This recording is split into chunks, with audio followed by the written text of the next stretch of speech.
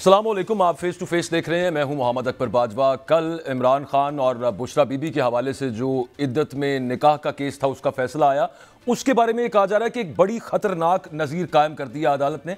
वजह उसकी है कि पाकिस्तान जैसा मुल्क जहां पर पहले ही खवातीन के हुकूक का फुकदान है और ऐसे मुल्क के अंदर तलाक याफ्ता खवातीन को और मजीद गैर महफूज कर दिया गया है। वो इस तरह से कि 6 साल बाद जैसे खबर मानेका साहब को ख्याल आ गया, जज साहब ने उनका निकाह कैंसिल कर दिया। अब इसमें शरई पहलू हैं, उन पर डिस्कशन करेंगे आज हम, लेकिन at the very same time आप जरा ये सोचिए कि 6 साल, 5 साल, 10 साल एक लंबे अरसे के बाद तलाक हो चुकी हो मियाँ और बीवी में, और मर्द उठे जाकर अदालत जाए और कहते कि जनाब उस वक्त इसकी इद्दत पूरी नहीं हुई थी, और औरत जो मर्जी गवाही देती रहे उस पर, वो गवाही मानी ना जाए और उसका जो अगला निकाह है वो मनसूख कर दिया जाए, जो कि एग्जैक्टली कल इस केस के अंदर हुआ है। अच्छा, अदालत के अंदर मुफ्ती तकी उस्मानी साहब के फतवे का भी जिक्र हुआ।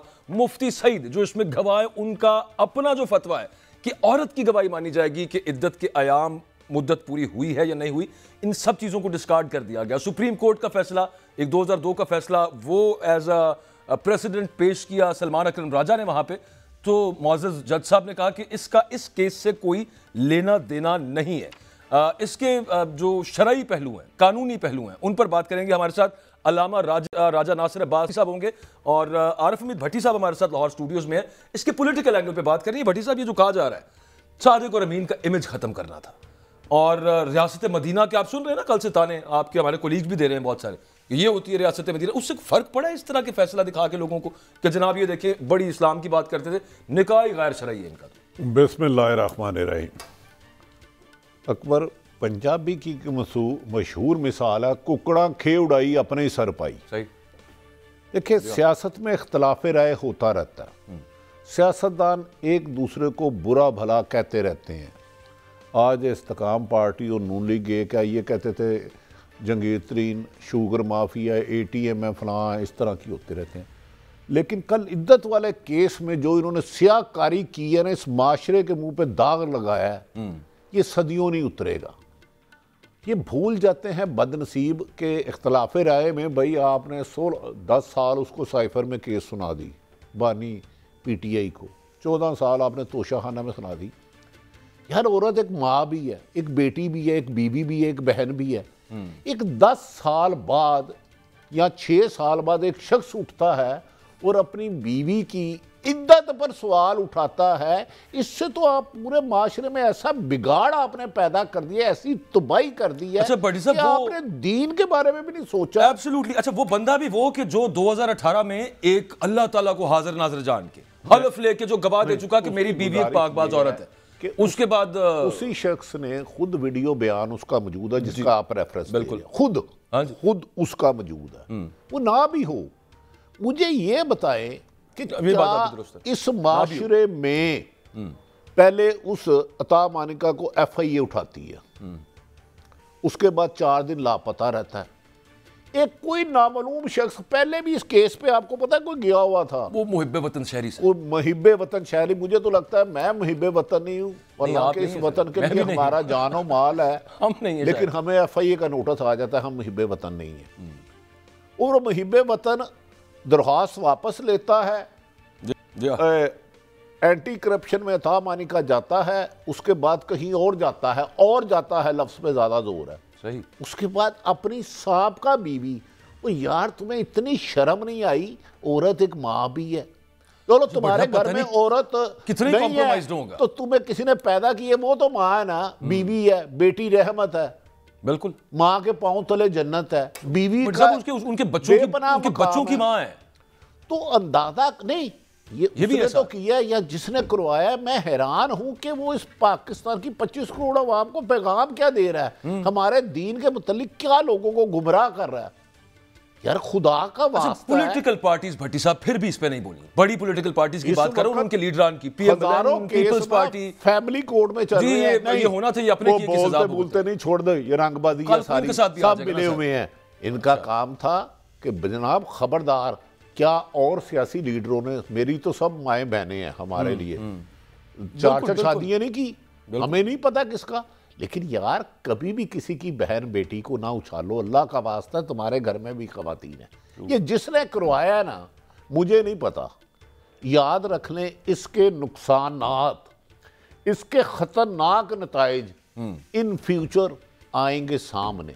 ये इन्होंने ज़ाती इख्तलाफ राय को, सियासी इख्तलाफ राय को, जो दुश्मनी, गंदी दुश्मनी जो गंदगी का पहाड़ ये कल खड़ा किया ना, वो माशरे के लिए बड़ा डेंजरस हो गया ना। बट साहब आप खवातीन का सोचिए, तलाक याफ्ता औरतें पहली बार ये खबर लगा रहा है साबिक खामद और मौजूदा खामद लड़ पड़े। यार खुदा का वास्ता है, फ्रंट पेज पे मैं आपको बता नहीं सकता। मुझे अंदाजा है किसकी कितनी शादी है, मुझे अंदाजा है, लेकिन वो सब माए बहनें हैं यार। खुदा के वास्ते औरत का एहतराम तो रखो ना। आपने औरतों के नाम को गाली खुद नौज़बिल्ला कर दी है। बीवी का क्या कोई मुकाम नहीं है अगर वो शरई तौर पे अलग हो गई है। कुरान पाक में वाहिद लफ्ज़ है, अल्लाह ताला कहता है जो हलाल है मेरा सबसे नापसंदीदा तलाक है। तो भाई उसने दे दी तो ख़त्म हो गई। लेकिन ये रवायत, डू यू थिंक ये जो आज जश्न मना रहे हैं कि उसको मजीद साफ, अल्लाह ना करे सर किसी पे इन पे खुद पे आ गई खुदा ना खास्ता कल को इस तरह के जो हथकंडे इस्तेमाल होते हैं सर, वो फिर अल्लाह से डर के खुल जाते हैं सर। अल्लाह से डर के कहता हूँ ये जो सुराख इन्होंने खोला है इसमें ये खुद गिरेंगे, इस खाई में गिरेंगे। अल्लाह ना करे, लेकिन तारीख यही बताती है। नहीं भाई, अल्लाह जो अल्लाह ने तो कहा है कि किसी के, मैं सिर्फ इस वजह से कह रहा हूँ वो भी खवातीन होंगी ना वहाँ पे भी, यार हमारी बहन है। मैं तो उन मर्दों को कह रहा हूँ जिन्होंने ये चाल चली, ये साजिश का जाल बनाया, सिर्फ वो अपने घर देख लें, उनके माँ भी होगी। बट साहब वो बीच में रह गया। मैं आपसे वही पूछ रहा था कि ये जो इनका ख्याल है, बहुत सारे हमारे दोस्त हैं उनका ये ख्याल है कि जो इमेज बनाया था ये खुद ही बनाया गया था, अब उसी को बुत को तोड़ा जा रहा है। उसको कोई फर्क पड़ा कि जनाब ये बंदा सादिक और अमीन नहीं है, या ये बंदा गलत गैर जरूरी तौर पर इस्लाम की बात करता था, झूठा आदमी है, काज़िब, को फर्क पड़ा लोगों की राय? गुजारिश है, इतना वन साइडेड केस देख के मैं आपको अपनी राय दे रहा हूं, मैं लोगों का फैसला तो नहीं कर सकता। 10 गुना ज्यादा मकबूलियत हो गई है, लोगों को ये यकीन हो गया कि पाकिस्तान में आइन और कानून है ही नहीं। पाकिस्तान में जो चाहे जिस पे चाहे साबित कर दो, खाली इल्जाम ना लगाओ। शुक्र करो इन्होंने इमरान खान पे ये नहीं कर दिया कि दूसरी जंग अज़ीम में पहला बम तूने मारा था।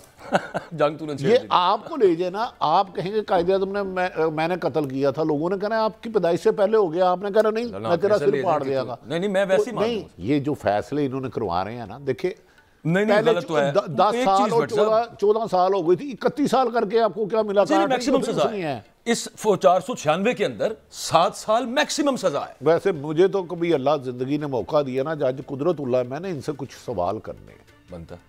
अगर अल्लाह ने कभी मौका दिया तो यार भाई आपने ये फैसला तो दे दिया, इसके साइड इफेक्ट देखे, हमारी कितनी माएँ बहनें फैमिली हैं इस फैसले से इफेक्ट हो सकती हैं।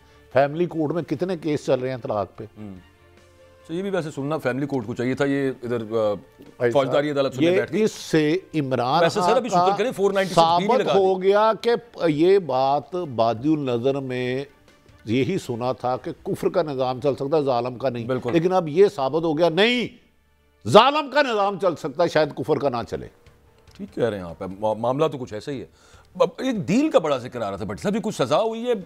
सजा से मतलब है कि ये केसेस में तो सजा हुई, बुशरा बीबी को जो साथ जबरदस्ती अटैच करके और वो फिर एक केस में सजा, दूसरे में सजा, तीसरे में भी हो सकती है। वो अल कादिर ट्रस्ट जो है, ये कोई उनको कुछ कहा जा रहा था, वो नहीं मानी बात, और उसके बाद फिर उन्होंने कहा चलो ठीक है, फिर मजा चखें। बहुत अरसा पहले एक ट्वीट की थी, उस पर मुलाकात पे लोगों ने इतराज़ किया था। मैं आज भी हूँ कि इमरान खान को एक से ज़्यादा दफ़ा ऑफ़र हुई है आप सियासत छोड़ दें, सारे केस ख़त्म हो जाएंगे, कोई एक केस नहीं रहेगा, इसका वजूद भी नहीं रहेगा। क्योंकि इस वक्त बदकिस्मती है, चाहे कोई उसके खिलाफ है या हक में है, वो पाकिस्तान की मकबूल तरीन लीडर जमात है, उसका वोट बैंक रोज बरोज इनकी इंतकामी कार्रवाइयों की वजह से बढ़ रहा है, कम नहीं हो रहा। बुशरा बीबी को क्या कहा जा रहा था कि समझाओ इमरान खान को, ये कहा जा रहा था, देखे मनाओ इमरान खान के एक बाहर से भी कहा इसको गया, सर इसको यहीं से कंटिन्यू करते हैं। गैर मुल्की भी जेल में एक दफा उनसे मिले थे और उनको ऑफर की थी, इससे ज्यादा मुझे नहीं पता, क्योंकि पाकिस्तान में झूठ के सुदागर बहुत ज्यादा ताकतवर है, मैं उनका मुकाबला नहीं सर, इसको जाने नहीं, बात मैंने आपसे पूछनी है। ये सिर्फ अलामा साहब आ गए जरा लाइन पे, अलामा राजा असर अब्बास साहब, बहुत शुक्रिया सर आपने वक्त दिया। हम वही डिस्कस कर रहे थे, कल जो फैसला आया कोर्ट की तरफ से, शरई हुक्म क्या है इस पर? क्या अगर मियाँ बीवी कह रहे हैं कि हमारा निकाह है, अदालत कह रही है नहीं जी फ्रॉडुलेंट निकाह है, अदालत खत्म कर सकती है किसी का निकाह इस्लामी तौर पर? बिस्मिल्लाहिर्रहमानिर्रहीम। कुरान क्या कहता है? ये जो इन्होंने किया है, ये बिल्कुल गलत फैसला किया इसने, उनको हक ही नहीं था। और इन्होंने एक किस्म की खुद बिदत की बुनियाद रखी है। इनको किसने हक दिया है कि मियाँ बीवी कह रहे हैं कि हम शादीशुदा हैं, बीवी कह रही है कि मैंने इद्दा गुजारा है, उसके बाद मैंने इससे निकाह किया है। ये कौन होते हैं कि ये बात कहने वाले कि नहीं तुम झूठ बोल रही हो, तुम गलत कह रही हो, और तुम्हारे निकाह को हम तनसीह करते हैं। न कुरान ने इजाजत दी है, न सुन्नत ने, खुदा ने, न रसूल ने, न किसी फकीर ने इजाजत दी है। मेरे ख्याल में ये पाकिस्तान इस्लामी जुमहूरिया पाकिस्तान है, इसमें कायदा कुरान और सुन्नत सुप्रीम है। तो ये किस तरह के फैसले कर रहे हैं काजी साहब? बब को भी फैमिली कोर्ट में जाना चाहिए था वैसे मामला। अच्छा, गवाही अपने हक में जब वो कह रही है मैं इद्दा गुजारने के बाद मैंने निकाह किया, काबिल कबूल है। इनको हक नहीं है ये कहने का कि इद्दा नहीं गुजारा है इन्होंने। अच्छा, ये फरमाइएगा अल्लामा साहब कि ये जो खावर मानेका साहब हैं, उनके जो साबिक शौहर है, वो एक दौर में कसमें खा के हल्फ लेके अल्लाह रसूल को हाजिर नाजिर जान के ये बयान देता हूँ कि जनाब ये बिल्कुल शादी इद्दत के बाद हुई, मुद्दत उसकी पूरी की गई, मेरी बीवी एक पाकबाज खातून है। और उन्हीं शख्स ने 6 साल के बाद ऐसे कभी इल्जामात अपने बच्चों की माँ पर लगा दिए। यहाँ पर देखिए मतलब कसफ की हद नहीं लग सकती? शहादत जो शाहिद होता है ना, गवाह होता है, गवाह की कुछ शराइत में से एक होता है कि वो आदिल होना चाहिए, सच बोलने वाला होना चाहिए, फासिक और फाजिर नहीं होना चाहिए। या उन्होंने पहले झूठ बोला था या आप झूठ बोल रहे, दोनों सूरतों में इनको आखिर ये गवाही दें। ये गवाही काबिल कबूल ही नहीं है एक झूठे आदमी की। वैसे अगर हम फर्ज कर लेते हैं कि हम किसी ऐसे माशरे में रह रहे होते जहां पर आइन और कानून का बोलबाला होता, शरीयत के मुताबिक ये फैसला हुआ होता, तो खावर मानेका जैसे शख्स के लिए सजा क्या तजवीज करता है? देखिए, उसको तो हक ही नहीं भाई। जब खातून कह रही है मैंने क्या उसे कहते हैं कि इद्दत गुजार ली है, ये यहाँ सिर्फ खातून की गवाही कबूल होती है, उसको तो हक ही नहीं है गवाही देने का और बोलने का और बात करने का यहाँ पर। अच्छा सर, ये फरमाइएगा कि एक लाहौर हाई कोर्ट की भी एक जजमेंट आई, जस्टिस अली ज़िया बाजवा की थी, 2021 में आई थी, वो केस था। उसमें कहा गया कि ये फैसला किया गया कि अगर इद्दत पूरी होने से पहले शादी कर ली जाए तो ये एक फासिद शादी करार दी जाएगी, गैर कानूनी या बातिल नहीं होगी। ये जरा डिफरेंशिएट इसमें कर दीजिएगा। ये तो अदालत ने कहा, फासिद से क्या मुराद है कि इद्दत के दौरान भी शादी की जा सकती है और फासिद होगी, ये कुछ नुक्ता क्या है? देखिए, इद्दत के दौरान तो आपको पता है कि जब अगर फर्ज करते हैं कुछ लोग इद्दत के दौरान ये शरई मसला निकाह कर लेते हैं और उनको पता नहीं है, तो ठीक है वो निकाह सही नहीं है, ठीक, लेकिन उसकी कोई ना सजा है ना कुछ है, ऐसा चीजें नहीं है। ये है जनाब वाला तो 7 साल सजा दे, ये करे वो करे।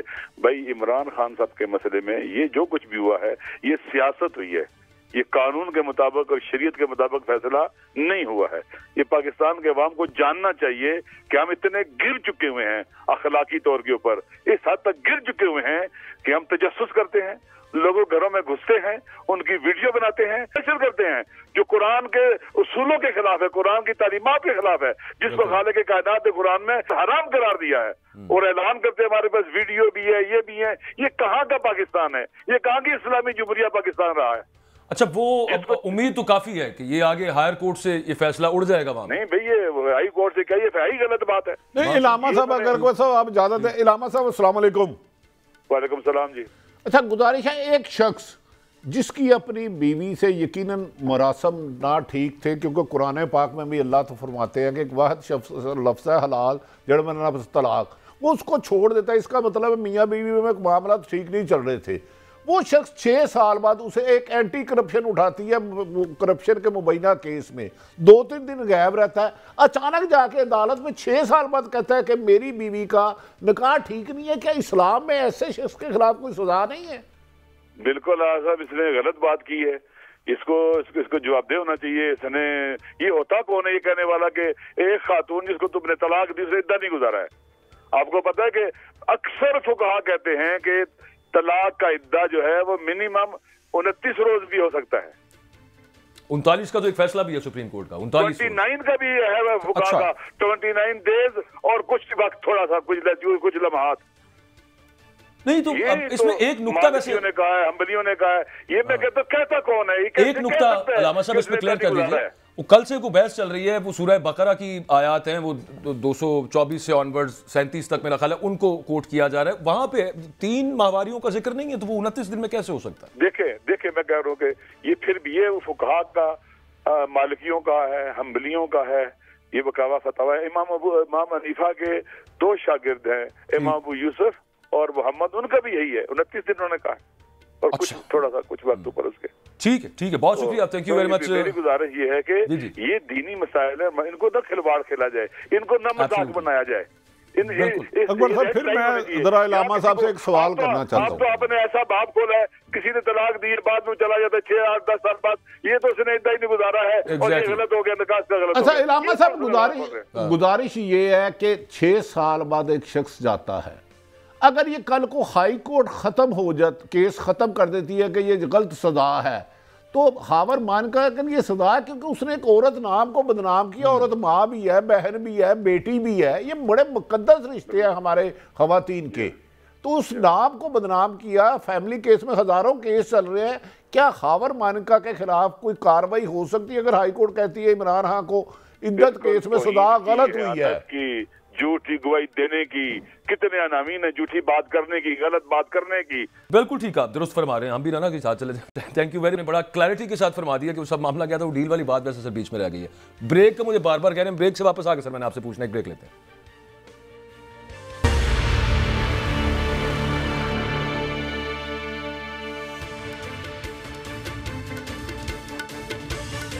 Welcome back.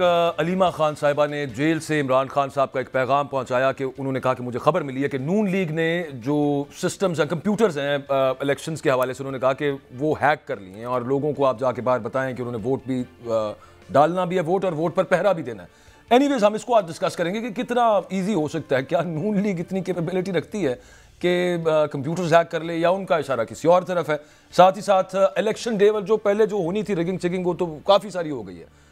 एक मिसाल के तौर पे आज हम फ्री एंड फेयर इलेक्शंस के लिए है ना, इलेक्शन कमीशन यहाँ पे बैठा हुआ, डीसी रावलपिंडी ने पाकिस्तान तहरीक इंसाफ के उम्मीदवार को इजाज़त ही नहीं दी जलसा करने की। टीवी स्क्रीन पे आप देखते होंगे सब जमातें जलसे कर रही हैं, एक जमात को जलसा दिखाना तो दूर की बात है, जलसा करने तक की इजाज़त अभी तक नहीं है। तो इन सब मामलों के ऊपर बात करेंगे। सरवर बारी साहब हमारे साथ मौजूद हैं, इलेक्शन एक्सपर्ट हैं। भट्टी साहब सॉरी, वो डील वाला वो रह गया, वो चले वो एंड पे कर लेते हैं। ठीक, बारी साहब ये बताएं कि ये कितनी प्लॉजिबल है ये जो लग रहा है इमरान खान साहब को, या वो कह रहे हैं कि उन तक खबर पहुंची है जेल में, ये मुमकिनात में से है सिस्टम हैक हो जाए, कंप्यूटर हैक हो जाए, जैसे पहले वो आरटीएस बिठाने का इल्जाम लगाते थे, इस दफा प्री इलेक्शन से ये मामला हो जाए, मुमकिन है ये? मेरा ख्याल बिल्कुल मुमकिन है, क्योंकि दुनिया में कुछ भी नामुमकिन नहीं है, और ख़ास तौर पर ऐसे माहौल में जब हमें पता है कि पिछले तकरीबन 2 साल से जो हो रहा है पाकिस्तान के अंदर एक जमात के साथ, और उसके लिए कानून आइन हर चीज़ को पायमाल किया गया है, चाहे वो 90 दिन के अंदर पंजाब के इंतखाबात हों, खैबर पख्तूनख्वा के हों, हल्का बंदियों का मसला हो, मर्दमशुमारी के इश्यूज़ हों, बल्ले के निशान का मामला तो, इंट्रा पार्टी इलेक्शंस की बात हो, तो हमें थ्रू आउट ये लग रहा है कि एक लेवल प्लेइंग फील्ड दूर दूर तक कहीं नज़र नहीं आता, और ये बहुत, इस पे अब दो राय तो रही नहीं है। HRCP ने भी कह दिया है कि लेवल प्लेइंग फील्ड PTI के लिए नहीं है, और हमने जो सर्वे किया है पत्तन कोलेशन 38 ने, उसमें जो PMLN के हामी अफराद हैं उसका भी 58% लोगों ने कहा है कि PTI के लिए लेवल प्लेइंग फील्ड ही है, और PTI के जो को वोट डालने वाले जो रिस्पॉन्डर्स थे हमारे सर्वे में, वो 68% कह रहे हैं कि PTI के लिए लेवल प्लेइंग फील्ड नहीं है। तो एक बात तो एस्टेब्लिश हो गई है कि बहुत जो वन साइडेड इलेक्शन है, लेकिन इसके बावजूद जो सर्वे आ रहे हैं, जो हमारा अपना सर्वे है और बहुत सारे और सर्वे आए हैं, और जो डॉन अखबार का कल का अगर आप फीचर देखें सेंट्रल पंजाब के ऊपर, या कुछ और सर्वेज हैं, उसमें भी लग रहा है कि PTI अभी बहुत आगे है बाकी सब जमातों से। अच्छा, इस पर डिटेल में आप बात करनी है, वो आपका जो है ना प्रोजेक्शन क्या है आपकी, वो डिटेल में उससे बात करेंगे। भट्टी साहब, नून लीग को कंप्यूटर हैक करने की क्या जरूरत है? उन्होंने सिस्टम हैक किया हुआ, वो कर सकते हैं, वो चिड़िया को जहाज बना सकते हैं, हाथी बना सकते हैं, और पाकिस्तान में तो जो तसव्वुर नहीं किया जा सकता वो हो सकता है। मैं आपसे इख्तलाफ करता हूं, मैं जरूरत ही नहीं है नहीं, मैं तो ये कह रहा हूं, मैंने नून लीग का इलेक्शन सेल भी देखा हुआ, मैंने इनके वारदातें भी देखी हुई हैं। मैं बारी साहब से, अगर आप इजाजत दें, बारी साहब सिर्फ एक रहनुमाई फरमाए, हम जमात का नाम नहीं लेते। एक जमात जिसके लीडर पर साइफर से लेके इद्दत तक केस, 200 मुकदमात, कातलाना हमला, 95% लीडरशिप गिरफ्तार या लापता, इलेक्शन शेड्यूल के बाद उससे निशान ले लिया जाता है। उसके उम्मीदवारों को, ये मैं खबर दे रहा हूं अपनी, किसी की नहीं दे रहा, ना रैली दफ्तर खोले दिए जा रहे हैं, ना बैनर लगाए दिए जा रहे हैं, ना रैली करने दी जा रही है, ना जलसा, ना जुलूस किया जा रहा है, ना कि कैंडिडेट अगर हल्के में जाए तो पुलिस छापा मार लेती है। कई सारे गिरफ्तार कर लिए। ऐसे हालात में ऐसे इलेक्शन की क्रेडिबिलिटी जरा रहनुमाई फरमाएं क्या होगी? देखिए, बिल्कुल मेरा अपना ख्याल यही है कि ऐसे इंतखाबात की जो है कोई अहमियत नहीं है। लेकिन मैं आपको एक बात बता दूं कि ये लगता है मुझे कि ये कोशिश करेंगे कि पोलिंग का अमल जो है वो इतना स्मूथ रखा जाए, जो बाकी रिगिंग करनी है वो इतनी सटल हो, इतनी हिडन हो, इतनी सीक्रेटली की जाए कि बहुत बाद में पता चले कि कुछ हो गया है। और जो ऑब्जर्वर्स आ रहे हैं और जो पाकिस्तान के अंदर भी कुछ ऑब्जर्वर करने वाले ग्रुप हैं, मुझे उनसे भी तवक्को है वो कहेंगे कि जी पोलिंग तो बहुत अच्छी हुई थी, पोलिंग बहुत स्मूथ थी, बहुत क्रेडिबल थी, लेकिन कैंपेन के लिए लेवल प्लेइंग फील्ड नहीं था। तो यानी प्री पोल होगी, इलेक्शन डे पे रिगिंग, ठीक जी, जो रिगिंग है वो बहुत होती हुई नजर नहीं आएगी। और क्योंकि उन्होंने बहुत सारा इंतजाम कर लिया है, ये भी ईएमएस का फेलियर भी उसी में शायद शामिल हो सकता है, और उसका मुतबादल इंतजाम करके वो रात के 2 बजे तक रिजल्ट दे देंगे ताकि डिले ना हो। सर लगता है, मैं बारी साहब से इख्तलाफ करता हूँ, वो कह रहे हैं कि वो बड़ा स्मूथ सा, उनका ख्याल यूं रहेगा, मुझे लगता है धड़ल्ले के साथ होगा जो कुछ होगा इलेक्शन डे वाले। मैं बारी साहब तो एक सनद है, मैं तो एक छोटा सा तालिब इल्म हूं। नंबर एक तो सुना जा रहा है, खबरें गर्दिश कर रही हैं, रिजल्ट बन गया है। क्या बन गया? रिजल्ट बन गया है। कौन सा रिजल्ट? मैं ये इलेक्शन का नहीं कह रहा, मैं आज़रबाईजान की बात कर रहा हूं, एफए का भी कह रहा हूं। आप आज़रबाईजान की बात तो नहीं कर रहे? आज़रबाईजान की कह रहा हूं, उधर इलेक्शन से पहले रिजल्ट मखलूक की कह रहा हूं, क्योंकि मैंने पाकिस्तान में जिंदा भी रहा, दुरुस्त खबर है और आजाद भी रहा। नहीं, आज़रबाईजान में सर इलेक्शन से पहले रिजल्ट का ऐलान किया उन्होंने। मेरी सुन लेना, 144 सीटें हैं, तमाम गैर जानिबदार सर्वे पंजाब की कौमी असम्बली, ठीक, कम से कम 110 सीटें पीटीआई के बताते हैं, ठीक। सिंध की 64 सीटें हैं या 65, तमाम गैर जानबदार सर्वे उसमें 10 से 15 पीटीए की बताते हैं। केपीके की 44 है, तमाम गैर जानबदार सर्वे कह रहे हैं मिनिमम भी कर ले, मिनिमम 35। बलोचिस्तान में 4-5 टोटल 16 सीटें हैं। तमाम पाकिस्तान के बारी साहब जैसे बहुत ज्यादा, एक तो उस्ताद है, मेरे जैसा नालायक आदमी कह रहा है कि नून लीग की पूरे चारों सूबों में अंदरूनी सिंध पीपल्स पार्टी जीतेगी। ये मेरी असेसमेंट है, तो फैसला तो मैं कतन नहीं देने की पोजीशन में। केपीके में नून लीग 2-3 ले लेगी, बलोचिस्तान में 2-3 ले लेगी, पंजाब में 25-30। तो क्या वजीर आजम तो उनको प्रोटोकॉल मिल गया है? फिर कुछ ऐसा लगता है कहीं वादे तेरे वादों पे कहां तक मेरा दिल फरेब खाए। तो मेरा ख्याल है इन्हें हुकूमत लाने के लिए शायद बड़ा कुछ कर लेंगे सर। नहीं, ये ठीक है बारी साहब, ना इनके पोलिंग एजेंट बैठने दिए जाएंगे। सही। मैं आपको खबर दे देता हूं, ठीक, गोश्त पोलिंग स्टेशन होंगे, 2-2 जगह से एक ही नंबर की गाड़ियां चलेंगी। ख्याल है, ख्वाब है, ये ख्वाब, मैं इसको बाद में साबित करूं, ख्वाब था, मैं पूरा था कि जी वोट डाल रहे हैं, डाली जा रहे हैं, उन्होंने कहना जाने दो। पीटीआई ने एक पोलिंग स्टेशन से 3000 ले लिए, नून लीग ने 500 ले लिए, पीपल्स पार्टी ने 200 ले लिए। रिजल्ट तो एक जगह इकट्ठे जाना है। जी हाँ, बिल्कुल। उधर से अनाउंस होना, उधर बारी साहब फूंक मार देंगे, आप पे देखी जाए डब्बा लेके वो। भाई साहब भले दौर के अंदर आजकल जो मामला चल रहा है, जितना ब्लेटेंटली चल रहा है, ये तो नहीं था। वो भले दौर थे, इससे पिछले जो गुजरे हैं मेरी राय के अंदर, उन अदवार के अंदर वो बाकायदा सरेआम डब्बे उठा के ले जाते थे, गायब कर दिए हैं, वो वोट पर्चियां जाली डालते हमने देखा हुआ है। तो इस दफा भी ऐसा सब कुछ, ये जो कहते हैं कि वोट पर पहरा देना है, किसी दौर में कोई पार्टी कहती है, कभी कोई पार्टी कहती है, इससे कता नजर ये फरमाइएगा कि पहरा देने से यहाँ पे क्या क्या चीजें मुराद हैं। एक तो ये कि पोलिंग एजेंट्स जो हैं वो बड़े अटेंटिव रहे, और उसके बाद फिर आगे रिजल्ट्स चेंज तो हो सकते हैं, जो पहले भी इंसाब लगा था 2013 में आरोज पर। देखिए, भट्टी साहब ने जो कहा है मैं बिल्कुल उनसे मुत्तफिक हूं एक लिहाज से कि जो पीटीआई की लीड है वो बहुत ज्यादा है। ठीक, करनी पड़ेगी और वो इतनी इनके लिए आसान नहीं होगी। बड़ी, मैंने कहा कि बहुत ही सटल किस्म की धांधली करेंगे और ये हो सकता है जिसमें सटल में जो सीक्रेट तरीके से की जा सकती है, गोस्ट पोलिंग स्टेशन हो सकते हैं, 0-0 उसका इम्कान मौजूद है। रिजल्ट के आगे और जिसको बढ़ाना उसके 2 0 लगा जो फॉर्म 45 है, फॉर्म 45 है, फॉर्म 47 है, उसमें हिंद से चेंज करने और कुछ भी नहीं चेंज करना, तो इसलिए बहुत जरूर। और पोलिंग एजेंट्स जो हैं पीटीआई के जो उम्मीदवार हैं उनके पोलिंग एजेंट्स को ना बैठने दिया जाए और बाकी पार्टियों के लोगों को वहां बिठाया जाए और चुप करके एक्स्ट्रा बैलेट डाले जाए।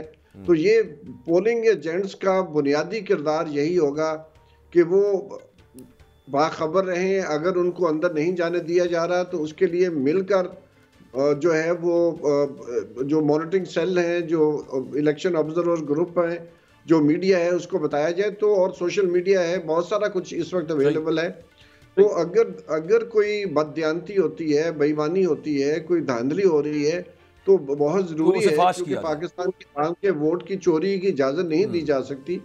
तो पीटीआई के जो उम्मीदवार हैं, उनके जो पोलिंग एजेंट्स हैं, इलेक्शन एजेंट्स हैं, उनको मिलकर उसी दिन उसी वक्त उस मसले को उठाना चाहिए और मीडिया को बताना चाहिए। मेरा ख्याल नहीं, बात तो आपकी दुरुस्त है, होना यूं ही चाहिए, मसले को उठाना चाहिए, लेकिन मुझे लगता है पोलिंग एजेंट उठ जाए आपकी जैसे तजवीज को नहीं उठ गए कर ब्रेक लेने सर। ये पैरा देने की मुझे समझ नहीं आई। पोलिंग एजेंट होता है, अगर ये जाने नहीं दिया जाता, ये तो जिस दिन इलेक्शन होगा उस दिन बता सकते हैं। उसे पिछली पोलिंग डेट स्मूथ होता है। एक कौमी असम्बली में कमो बेशतर 300, 250, 310 पोलिंग स्टेशन होते हैं।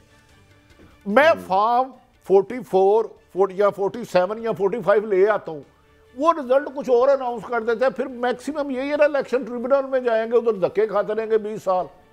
फैसला तो फिर अनाउंस जो इलेक्शन कमीशन ने कर दिया वही हतमी होगा। क्या मैं गलत कह रहा हूँ कि ठीक कह रहा हूँ? देखिए, अगर जो पोलिंग एजेंट्स हैं वो फॉर्म 45 और फॉर्म 47 ले आते हैं और उनमें वो देखते हैं, और ये तो पार्टी के ऊपर, और जाहिर है पार्टी को इकट्ठा ही नहीं होने दिया जा रहा, बैठने नहीं दिया जा रहा, लेकिन फिर भी मैं समझता हूँ कि एक डेमोक्रेटिक तरीका, तो एक आईनी तरीका तो यही है कि फॉर्म 45 सारे इकट्ठे किए जाएं एक जगह पर और उनको एडअप किया जाए। अगर फॉर्म 47 जो आरओ ने ऐलान किया है रिजल्ट्स का, और जो इनके अपने फॉर्म 45 मजबूरी तौर पर जो बता रहे हैं, अगर उसमें फ़र्क है तो ये मेरा ख्याल उसको बबांगे दोहल आम करने की ज़रूरत पड़ेगी। और इसके लिए कोई इतना इनके लिए इजी नहीं रहेगा, क्योंकि इंटरनेशनल ऑब्जर्वर भी आ रहे हैं, इंटरनेशनल मीडिया भी मौजूद होगा, आप जैसे लोग भी बैठे हैं, प्रेशर बिल्कुल होगा। अच्छा, ये एक और चीज, वो ब्रेक के बाद ब्रेक लेनी है जी, पीछे से बार बार कह रहे हैं, ब्रेक से वापस आते हैं तो ये जरा अपने बारी साहब से, इसमें कोई दूसरी राय नहीं है कि ये कौमी फरीजा है वोट डालना, आपको मुझे सबको वोट डालना मस्ट है। टर्नआउट जितना ज्यादा होगा उतने धांधली के चांसेस कम होंगे।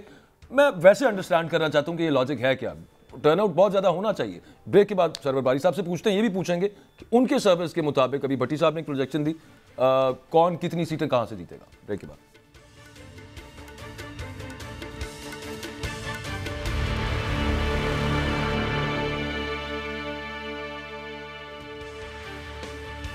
ब्रेक से पहले हम डिस्कस कर रहे थे कि क्या क्या पॉसिबिलिटीज हो सकती हैं, किस किस तरह से धांधली होती है, आगे भी होने के इम्कानात हैं इन इलेक्शंस के अंदर भी। जो पीछे हम रन अप देख रहे हैं इलेक्शंस का, नजर आ रहा है कि और आगे क्या क्या यहाँ पे एक ही जमात की तरफ बंदूकों का रुख करके क्या क्या कुछ किया जाएगा। टर्नआउट ज्यादा होगा तो चांसेस थोड़े कम हो जाएंगे। सरवर बारी साहब, टाइम जरा थोड़ा है, आपकी प्रोजेक्शन क्या है, सर्वेस जो आपने करवाए हैं, किस सूबे में, पंजाब से स्टार्ट कर लेते हैं, कौन सी जमात कितनी सीट्स आपके ख्याल में पंजाब से? देखिए जी, अगर है, बहुत बड़ा अगर है, अगर धांधली ना हो, अब जो होनी थी हो चुकी है, तो मेरा अपना ख्याल है कि पीटीआई जो है पंजाब के अंदर भारी अक्सरियत से जीत सकती है। 70 to 80% सीटें पीटीआई जीत सकती है। जैसे कि जुलाई के 2022 में जो इंतखाबात हुए थे ज़मीनी, तो 4 में से 3 उन्होंने लाहौर से जीत ली थी, बिल्कुल। और बाकी मेजॉरिटी सीटें पंजाब से पीटीआई ही जीती थी।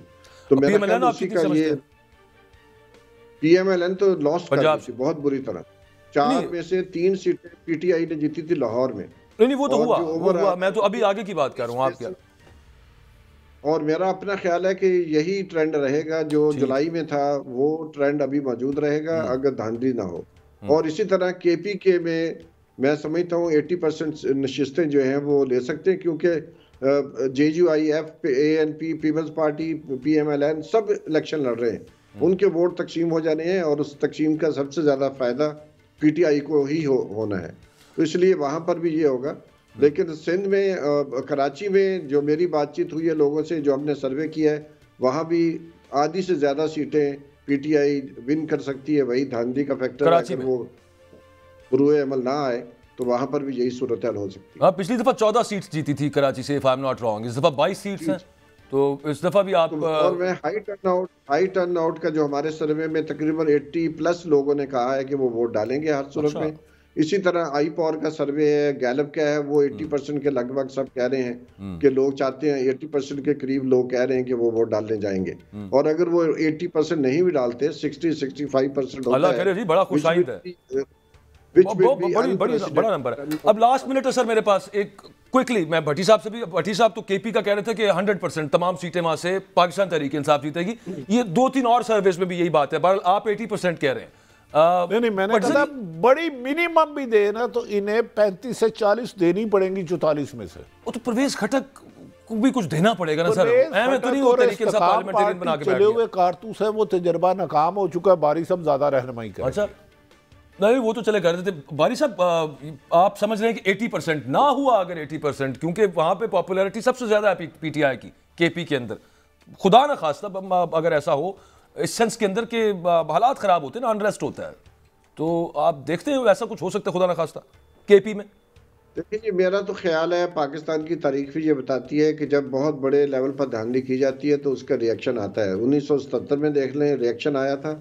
और इसके अलावा भी आप पीछे चले जाएं तो हमेशा जब बहुत बड़े लेवल पर धांधली होती है, और इतनी प्रोलॉन्ग्ड धांधली है, 2 सालों से मुसलसल जारी है, लोगों के अंदर गुस्सा है, और उस गुस्से को लोग कोशिश करेंगे कि वोट के जरिए, यस, वो, और अगर उसके बाद मेरा एक्चुअली बॉस टाइम खत्म हो गया, sorry to cut you here, point आपका आ गया और वो बिल्कुल दुरुस्त है कि वोट के जरिए आप जो है ना अपने इजहार करते हैं अपनी राय का, और जितनी ज्यादा तादाद में हो उतना बेहतर रहेगा, उतना धांधली के चांसेस कम हो जाएंगे।